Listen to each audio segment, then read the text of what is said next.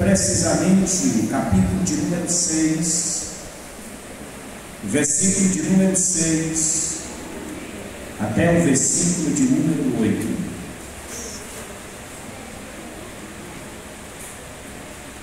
Com que me apresentarei ao Senhor e me inclinarei ante o Deus excelso. Virei perante Ele com holocaustos, com bezerros de mano. Agradar-se ao Senhor de milhares de carneiros, de 10.000 ribeiros de azeite. Darei o meu primogênito pela minha transgressão, o fruto do meu corpo pelo pecado da minha alma. Ele te declarou, ó homem, o que é bom e que é que o Senhor pede de ti: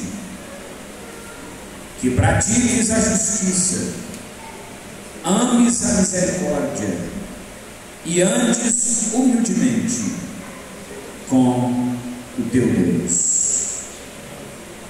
Amém. Amados irmãos, o livro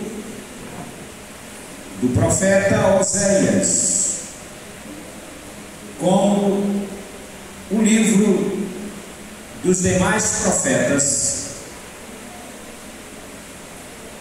são profetas menores ou literados, porque a Septuaginta, ela, quando canonizou os livros do Antigo Testamento, ela inseriu os profetas literados como profetas menores pelo número, ou seja, pela pequena quantidade de capítulos e de livros que tinham os profetas menores. Então é diferente dos profetas maiores pelo volume de livro, volume de capítulo. O profeta Oséias, ele começa a trabalhar no período do rei Jotão, no período de Uzias, no período de Ezequias, Acais e Jeroboão, que era filho de Joás. 10 reinos do norte, 10 foram para o sul e 2 foram para o norte. Foram divididos as 12 tribos de Israel. E o reino do norte foi dividido. Ele foi governado agora por Jeroboão. Vê uma sequência de governo, de dinastia. E esse período de dinastia, o povo de Judá começou a entrar pelo caminho totalmente diferente. Se envolveu em coisas que eram desagradáveis diante de Deus. Pois Jeroboão era uma espécie de governo que representava o maior pecador deste mundo. Ele representava a figura de Satanás, Jeroboão, porque ele levou o povo a se distanciar de Deus. E esse distanciamento de Deus, ele foi terrível, que Deus levou este povo cativo, porque se distanciou de Deus. A Bíblia diz que o cenário do povo de Judá era um cenário terrível, cruel, perverso. Deus chama exatamente Oséias neste cenário para usar como profeta Oséias não era filho de sacerdote. Oséias não era aquele que vinha do campo. Oséias era conselheiro, que fazia parte do conselho do rei Uzias e consequentemente do palácio. Mas Oséias era solteiro, pelo fato de um povo estar distante de Deus.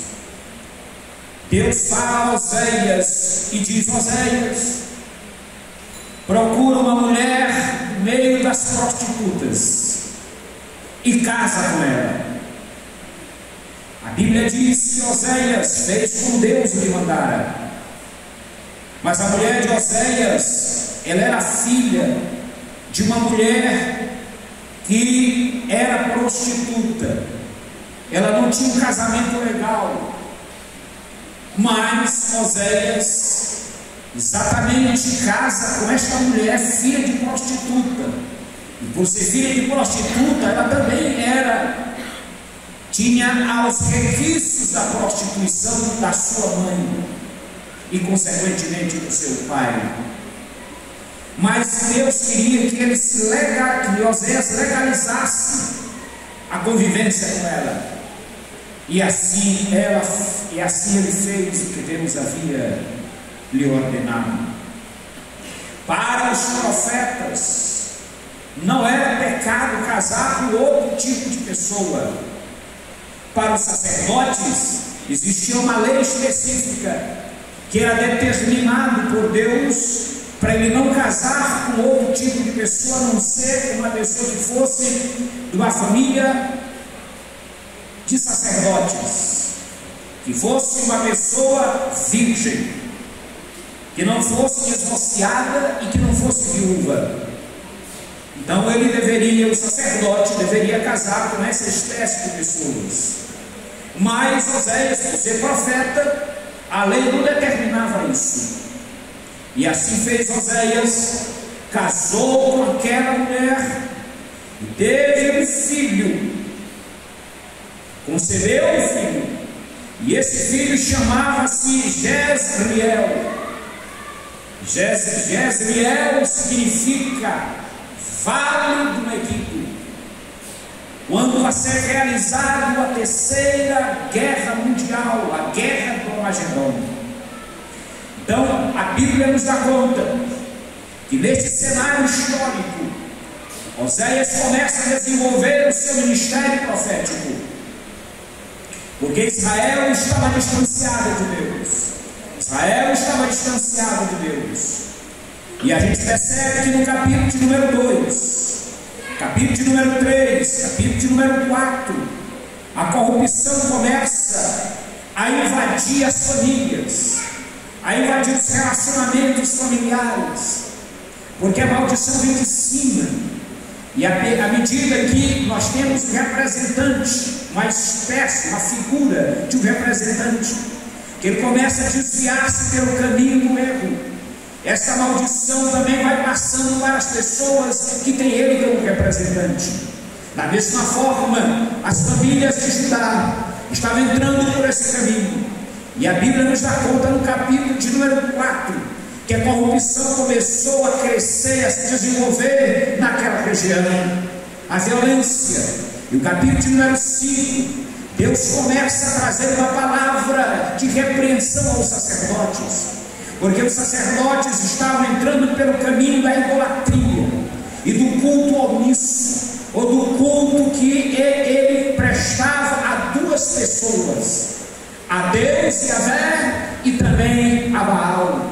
Então Deus não aceitava esse tipo de adoração, Deus não aceitava esse tipo de coisas, porque o povo estava distanciado de Deus, os sacerdotes estavam distanciados de Deus. E chega a Oséias com uma mensagem dura, com uma mensagem de advertimento, com uma mensagem de repreensão para aquele povo de Judá.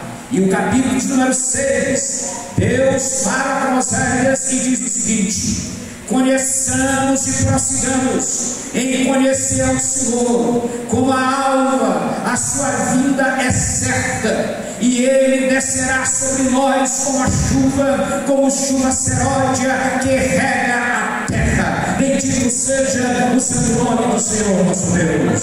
Amados irmãos, o que é que o texto está começando a dizer no capítulo número 6? É que o povo não estava conseguindo conhecer a Deus. Para conhecer a Deus, não precisamos ser intelectuais. Para conhecer a Deus, não precisamos ser cientistas ou formados em áreas específicas profissionais. Não, conhecer a Deus, todo o homem está proposto a conhecer o Senhor nosso Deus. Bendito seja o nome do Senhor.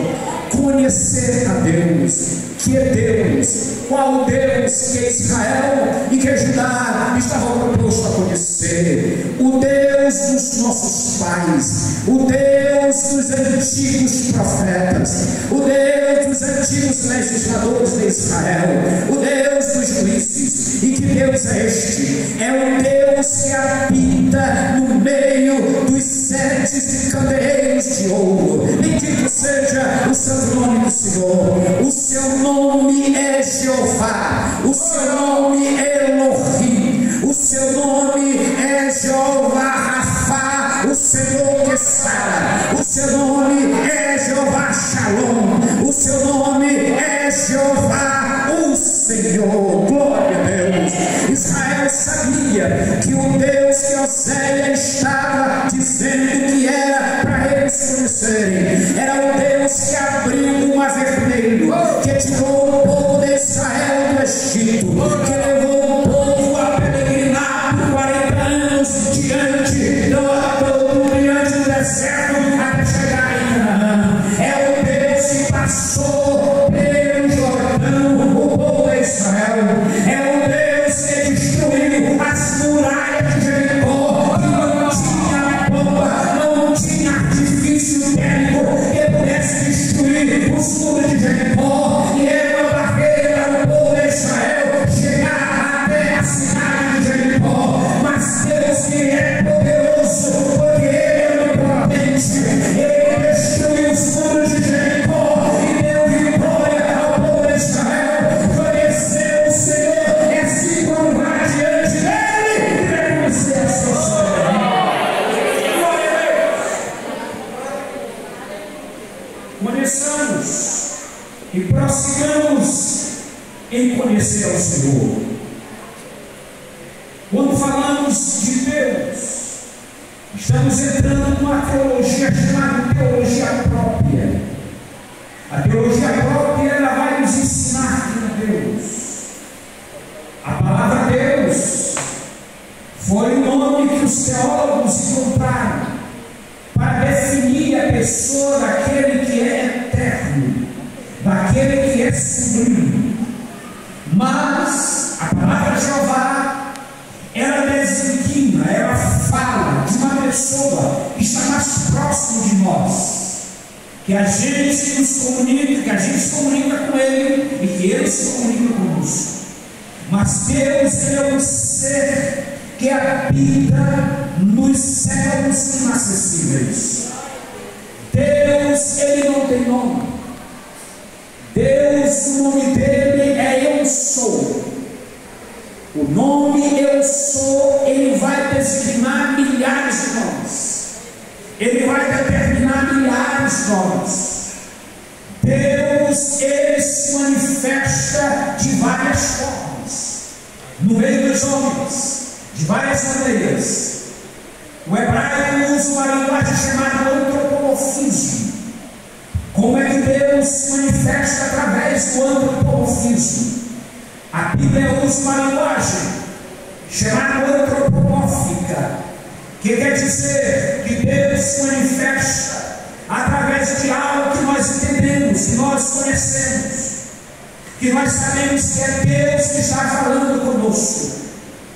Por exemplo, Deus se manifesta para Abraão através de uma linguagem teofânica. Quando Deus se apresenta para Abraão, quando ele está na sua tenda, e aí Abraão olha para a sua frente, vê 3 personagens vindo a sua direção. E quando ele olha um daqueles personagens, ele se prostra diante dele e adora a ele. Aquele personagem não era um anjo, aquele personagem não era um extraterrestre, aquele personagem era Deus em forma profânica. E ele se prostra diante dele e adora a ele, porque Deus é digno de toda adoração. Se fosse um anjo, se fosse um querubim ou um serafim ou qualquer outro tipo de personagem, ele não queria adoração, mas ele se prostrou diante dele e adorou, e ele recebeu a adoração. Então ele é Deus, bendito seja o nome do Senhor. E ele faz